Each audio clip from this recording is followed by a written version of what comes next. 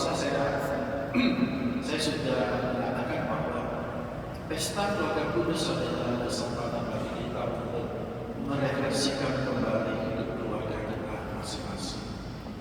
Sebenarnya keluarga kudus itu sama seperti keluarga-keluarga kita, tidak ada beda, tidak beda. Ada ayah, ada ibu, ada anak. Sama, kita semua dilahirkan dari keluarga. Ada yang berasal dari keluarga yang kaya,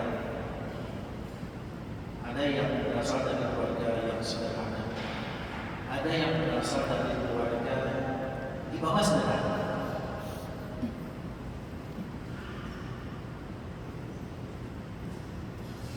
Yusuf, Maria, dan Yesus itu berasal dari keluarga kaya atau keluarga yang sederhana?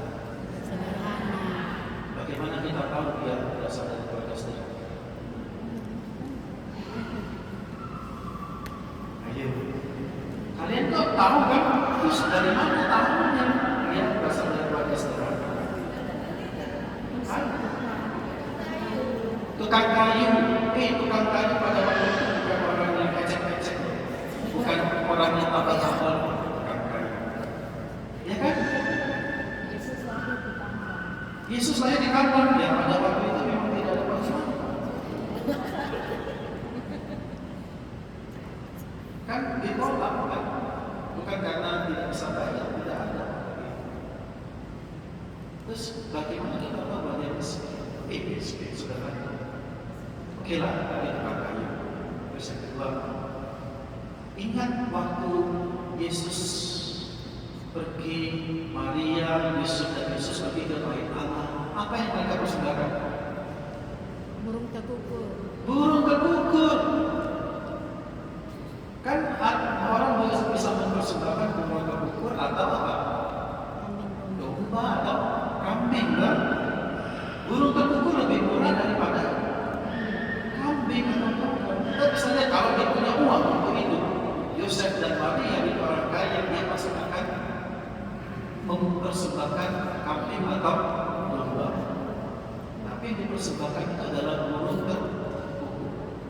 Maka kita bisa lihat di sana bahwa keluarganya adalah keluarga sederhana. Kita terlahir banyak dari keluarga yang sederhana. Saya tidak mau mengatakan keluarga yang miskin, sederhana.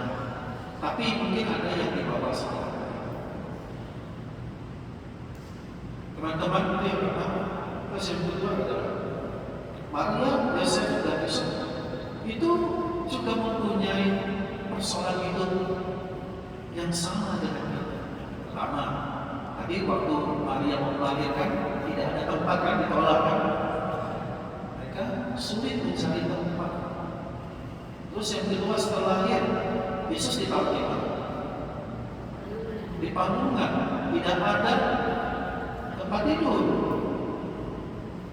Setelah Yesus lahir, Injil hari ini mengatakan apa? Yesus mau dibunuh. Coba lahir Injil, baru lahir pakai bunuh. Maria itu baru melahirkan, masih sakit kan? Harus meninggalkan jalan lagi ke mana? Ke Mesir. Coba ada begitu banyak peristiwa yang bertubi-tubi menimpa mereka. Sama seperti kita, keluarga-keluarga kita. Keluarga-keluarga kita itu sama. Kita tidak semuanya smooth, tidak semuanya lancar jalannya. Ada banyak persoalan. Nah, teman-teman terkasih, pertanyaannya adalah bagaimana, mengapa keluarga ini bisa disebut sebagai keluarga kudus? Kos yang pertama, Yesus lahir di tengah-tengah keluarga ini. Itu yang pertama. Terus yang kedua, keluarga ini dipilih oleh Allah untuk menjadi rekan kerja bagi keselamatan dunia. Rekan kerja. Jadi keluarga ini dipilih oleh Allah untuk menjadi temannya Allah mendatangkan keselamatan. Lahirlah Yesus melalui Maria. Itu yang kedua. Yang ketiga, setia. dalam segala persoalan kesulitan yang dijumpai oleh Maria dan juga Yusuf, mereka setia. Mereka tidak meninggalkan satu sama lain.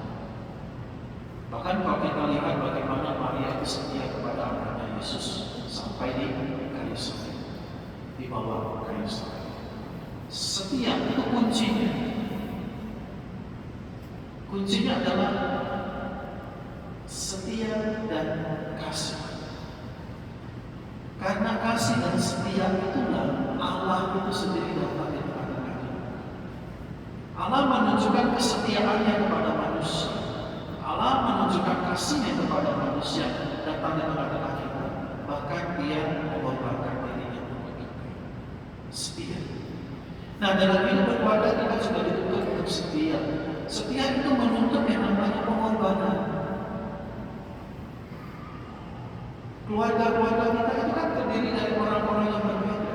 Kita mempunyai pemikiran sendiri, punya opini sendiri, punya kebiasaan sendiri. Nah, Anda harus berkorban. Berkorban apa? Berkorban untuk bisa memahami pasangan. Berkorban juga untuk meninggalkan ego. Kalau Anda tidak bisa meninggalkan ego, susah untuk membangun keluarga. Maka keluarga itu harus dibangun dengan kasih, kesetiaan dan pengorbanan. Satu lagi, pengampunan. Kita dalam keluarga itu pasti punya konflik, pasti bisa bertengkar setiap hari. Lu tahu aja orang yang bisa bertengkar setiap hari, paiseng. Ya, termasuk Anda juga mungkin nanti pagi pokok, pagi dingin, pagi sore bisa. Di keluarga kita tidak bisa bertengkar setiap hari. Anda bisa bertengkar jarak jauh. Waktu video call bertengkar jarak jauh, bisa kan? Bisa. Bisa bertengkar.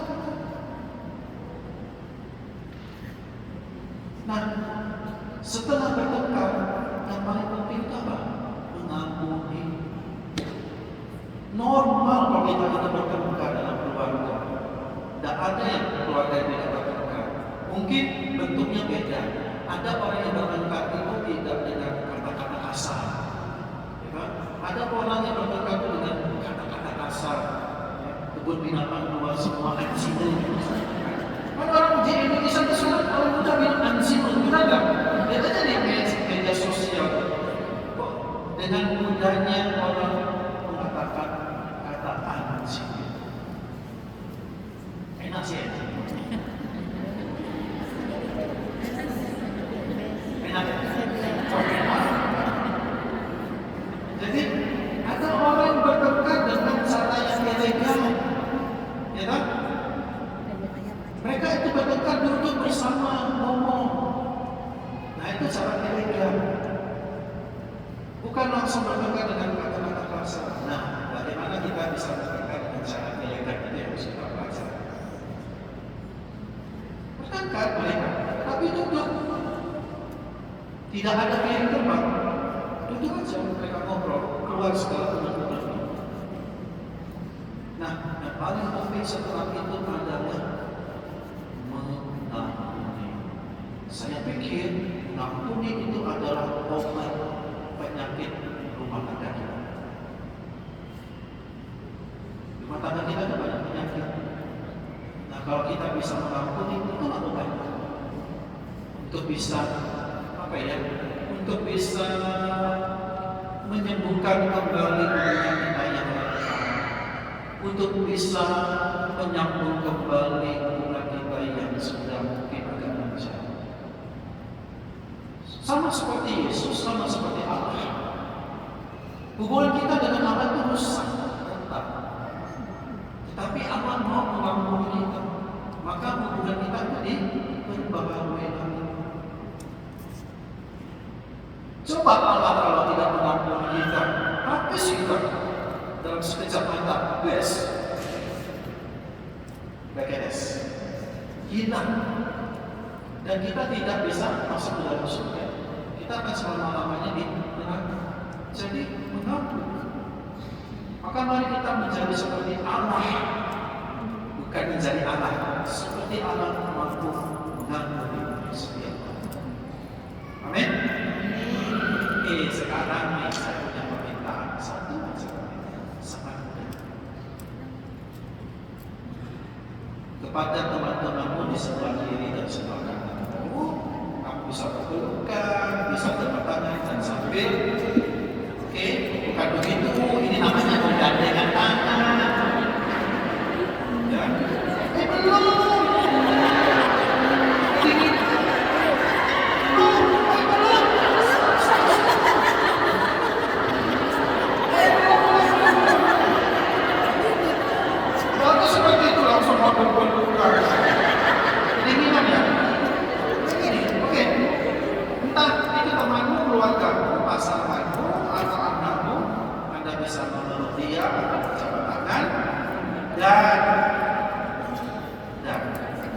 Belum selesai kan? Dengan sepenuh hati, sepenuh kasih, katakan kepada mereka, Yesus mencintai. Oke. Maunya seperti itu. Oke, coba tambah saya. 1, 2, 3.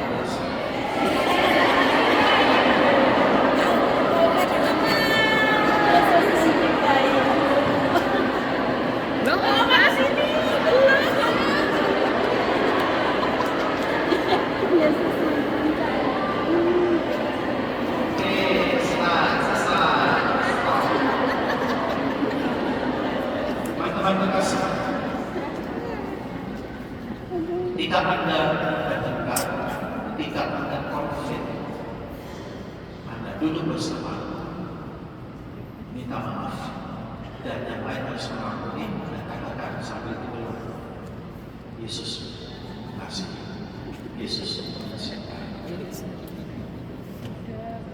Itu pengampunan sejati. Sama seperti Yesus berkata, Bapa, ampunilah mereka sebab mereka tidak tahu apa yang mereka lakukan. God bless you.